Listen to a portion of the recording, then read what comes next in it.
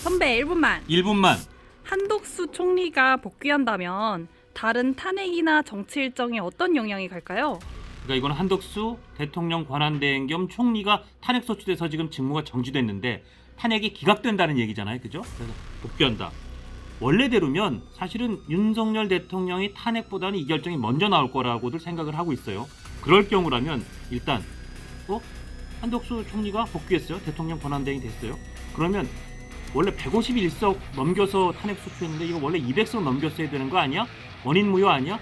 그래서 혹시라도 그 이후에 대대행인 최상목 대통령 대행이 조원창 정계선 재판관 임명한 거 원인 무효 되는 게 아니냐, 그 논란도 있을 수 있어요. 근데 이미 너무 시간이 지나서 그 논란은 쉽지 않아 보여요. 그 다음에 한덕수 대통령 대행이 다시 돌아왔으니까 마은혁 후보자를 임명하겠다, 아니야 좀 더 보류하겠다, 그것도 선택할 수 있어요. 만약에 마은혁 재판관으로 임명하면 우리가 알고 있듯이 이 변론 재개하고 그 다음에 갱신하는 이런 절차 때문에 윤석열 대통령 탄핵 절차가 좀 늦어질 수 있다는 거, 이것도 가능한 시나리오예요. 그 다음에 아마도 한덕수 총리에 대한 탄핵 결과가 몇 대 몇으로 나오냐를 보면 이게 윤석열 대통령의 탄핵 구도를 보는 일종의 리트머스 시험지가 될 수 있죠. 이번에도 우리가 이진숙 방통위원장 탄핵 때 봤잖아요. 4대사를 보면서 와, 이 네 사람은 문영배, 이미선, 정계선 등 이 한 네 분 정도의 재판관들은 이 악물고 독하게 그냥 탄핵을 써버리는구나 봤듯이 몇 대 몇으로 나오느냐를 갖고 우리가 예측하는 중요한 근거가 될 수 있어요. 그런데 만약에 지금 계속 미루고 있는 걸 봐서는 윤석열 대통령하고 한덕수 총리의 탄핵을 같은 날 결정할 수도 있을 것 같아요. 아니면 대통령 탄핵을 먼저 결정하고 한덕수 총리 걸 뒤로 미룰 수도 있고, 이런 경우라면 앞에 그 관측한 거는 별로 의미가 없어지는 건데, 그래도 만약에 대통령이 탄핵이 된다면 그런 가정하에서 한덕수 총리는 대통령 권한대행으로 돌아왔다. 그럼 이제는 어떤 위치냐?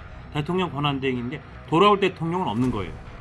탄핵이 됐기 때문에. 그럼 조금 더 대통령의 그립을, 권한대행의 그립을 강하게 잡고, 예를 들어서 4월 18일 날 문형배, 이미선 재판관이 임기가 끝났는데 그건 원래 문재인 대통령이 지명했던 대통령 지명 몫이라 권한대행은 지명 안 할 거라고 예상했던 건데, 아니 뭐 한덕수 대통령 대행이 돌아왔으니까 여기도 임명하겠다. 그래서 보수적인 재판관을 임명한다든지 이런 굉장히 다양한 시나리오가 가능해지고, 만에 하나이지만 한덕수 총리 겸 대통령 권한대행이 조기 대선이 열리는데 60일 이내 해야 된다는 것도 있지만, 아니 이거는 이재명 대표의 대법원 선고까지는 보고해야 되니까 60일이라는 거 있지만 마치 마은혁 재판관을 임명 안 했던 여러 가지 전례처럼 조금 더 시간을 갖고 할게요. 60일 이내에 꼭 안 해도 되는 거 아니에요?